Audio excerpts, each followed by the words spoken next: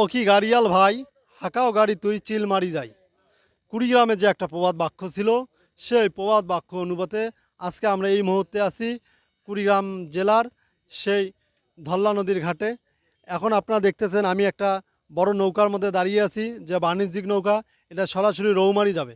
তাই আমরা আশা করি এই রকম রৌমারি, জামালপুর অথবা রাজীবপুর, এদিকে ভারতের আসাম এবং বড় বড় যেগুলো নদীপথে যেখানে যাওয়া যায়, যদি অচিরাই এই ঘাটটি অতিসত্বর বন্দর হিসেবে চালু করা যায়, তাহলে এখানকার বেকার কর্মসংস্থান হবে, নৌকাগুলো তাদের একটা গতি পাবে, মানুষও অতি তাড়াতাড়ি উন্নয়নের ছোঁয়া দেখবে।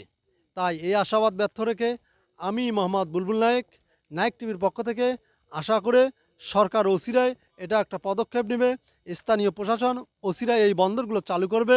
সবাই ভালো থাকেন, সুস্থ থাকেন, নায়েক টিভির সঙ্গেই থাকেন। আল্লাহ হাফেজ।